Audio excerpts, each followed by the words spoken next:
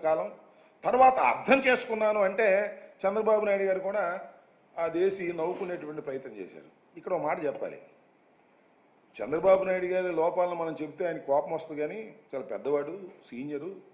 ఆయన ఏమన్నాడు తెలుసా ఒకనొక సందర్భంలో, అసలు ఈ పోలవరం ప్రాజెక్టుకి కాఫర్ డ్యాముల నిర్మాణం లేకోకుండానే ప్రాజెక్టును పూర్తి చేయాలనే ఆలోచన చేశాం అన్నాడు. ఏం చెప్పాలి ఇంకా చంద్రబాబు నాయుడు గారిని?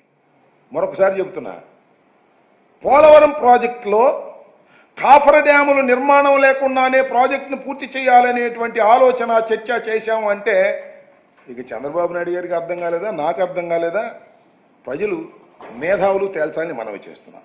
ఇక్కడ నేను మళ్ళా సబ్జెక్టులోకి వస్తే, కాఫర్ డ్యాముల పునాదులు అంటే, కాఫర్ డ్యామ్ పునాది అంటే ఏదైతే ఎత్తకం రాక్ ఫిల్లింగ్ డ్యామ్కి ఈ డయాఫ్రమ్ వాల్ ఎలా ఉంటుందో, ఎత్తకం rock filling dam is a permanent dam. దానికి సీపేజ్ లేకోకుండా డయాఫ్రమ్ వాల్ వేస్తారు. ఆ డయాఫ్రమ్ వాల్తోనే వచ్చినటువంటి ఇబ్బంది వల్ల ఆ డయాఫ్రమ్ వాల్ వేసే ముందు కాఫర్ డ్యాములు వేస్తారు. కాఫర్ డ్యాములు వేసే ముందు నదిని డైవర్ట్ చేస్తారు. ఇది సింపుల్ లాజిక్. కానీ ఇందాక నేను చెప్పినట్టుగా చంద్రబాబు నాయుడు గారి ప్రభుత్వం అన్ని సైమల్టేనియస్గా స్టార్ట్ చేసి డయాఫ్రమ్ వాల్ వేసేసి గ్యాప్ 2లో వేసేసి దీన్ని కాఫర్ డ్యాములు పునాదులైనటువంటివి దాన్ని అవే జెట్ గ్రౌటింగ్ వాల్స్ అవి వేస్తారు. వెరీ టెంపరీ, అవి తీసేస్తారు, తర్వాత కొట్టుకుపోతాయి. అవి స్టార్ట్ చేశారు. అవి స్టార్ట్ చేసిన తరువాత నేను ఇక్కడ మనవి చేస్తున్నా, 2018 చంద్రబాబు నాయుడు గారు అధికారంగా ఉండంగానే డయాఫ్రమ్ వాల్ కంప్లీట్ అయిపోయిన తర్వాతే, కాఫర్ డ్యాములు కంప్లీట్ కాకముందే, ఎప్పుడైతే జెట్ డ్రౌటింగ్ వాల్స్ అయిపోయినాయో వరద వచ్చింది. వరద వచ్చి డయాఫ్రమ్ వాల్ మీద ప్రవహించింది. దాని మీద జెట్ డ్రౌటింగ్ మీద కూడా జెట్ డ్రౌటింగ్ వాల్స్ మీద కూడా ప్రవహించింది. అప్పుడు కొద్దిగా దెబ్బతిన్నాయి. అది చెక్ చేసుకోలేదు. ఆ దెబ్బతిన్న వాటిని కొన్నేమో రిపేర్ చేశారు, కొన్నేమో రిపేర్ చేయకోకుండానే దాని మీద కాఫర్ డ్యాములు నిర్మాణం చేశారు.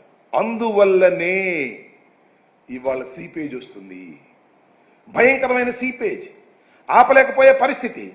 కారణం ఏమిటని వీళ్ళు చెప్పారు, మేముగా చెప్పింది. రాష్ట్ర ప్రభుత్వంలో ఉన్నటువంటి వాళ్ళు కాదు చెప్పింది, కేంద్ర ప్రభుత్వంలో ఉన్న వాళ్ళు కాదు చెప్పింది. Expert panel committee, expert panel of expert చాలా స్పష్టంగా చెప్పింది ఏంటంటే, 2018లో వరద వచ్చినప్పుడు, వరద ప్రవహిస్తే కాఫర్ డ్యాములకు సంబంధించిన జెట్ డ్రౌటింగ్ వాల్స్ని కొంత రిపేర్ చేసి మిగతా వాటిని రిపేర్ చేయకోకుండానే కాఫర్ డ్యాములు వేసే ప్రయత్నం చేశారు. ఎంత తప్పిదం అండి ఇది? చిన్న విషయమా? విధ్వంసం ఇది కాదా? ఇంత పెద్ద ప్రాజెక్ట్, రాజశేఖర రెడ్డి గారు కళ్ళగల్ల ప్రాజెక్ట్, ప్రపంచంలోనే అత్యున్నతమైన ప్రాజెక్టుగా తీర్చిదిద్దబడే ప్రాజెక్ట్, చైనాలో ఉన్నటువంటి ప్రాజెక్ట్ కన్నా పెద్దదైన ప్రాజెక్ట్. అలాంటి ప్రాజెక్టుని ఎంత అలసత్వంగా చంద్రబాబు నాయుడు గారు ప్రవర్తించారు అనేది ఇక్కడ చాలా స్పష్టంగా అర్థమయ్యేటటువంటి అంశం. ఆ జెట్ రౌటింగ్ని కరెక్ట్ చేయకోకుండానే వేసేటటువంటి ప్రయత్నం చేయటం చాలా దురదృష్టకరమైనటువంటి అంశం. అది చాలా స్పష్టంగా ఇవాళ ప్యానల్ ఎక్స్పర్ట్స్ చాలా స్పష్టంగా సిడబ్ల్యూసీకి ఇచ్చినటువంటి రిపోర్ట్ అని ఈ సందర్భంగా నేను మనవి చేస్తున్నాను. నెక్స్ట్ ఇంకొచ్చే ఇదేమో yes, this is the third slide. ఏమిటంటే, జెట్ రౌటింగ్ వాల్ 200 నుంచి 260 మీటర్ల మధ్య దెబ్బతిన్న దాన్ని సామర్థ్యాన్ని పరీక్షించకుండా 2018 డిసెంబర్లో ఎగువ కాఫర్ డ్యామ్ పనులు చేపట్టడంపై నిపుణుల కమిటీ విస్మయం వ్యక్తం చేసింది, ఆశ్చర్యాన్ని వ్యక్తం చేసింది. ఏంటది? 200 వాల్లో 200 నుంచి 260 మీటర్ల మధ్య దెబ్బతిన్నటువంటి దాన్ని సామర్థ్యాన్ని పరీక్షించుకోకుండా వరద వెళ్ళిపోయిన తర్వాత దెబ్బతింది. అది దెబ్బతిందా లేదా, దాని సామర్థ్యం ఉందా లేదా అనేది పరీక్షించుకోకుండా 2018 డిసెంబర్లో ఎగువ కాఫర్ డ్యామ్ పనులు చేపట్టేశారు. వెంబడే దాని మీద కాఫర్ డ్యామ్లో వేసేసారు. అంటే హర్రీ. ఎందుకంటే హర్రీ, తొందరగా పూర్తి చేయాలి. తొందరగా పూర్తి చేయాలంటే దేనికి? నిజంగా నీళ్ళు ఇద్దానికి అనుకున్నారా?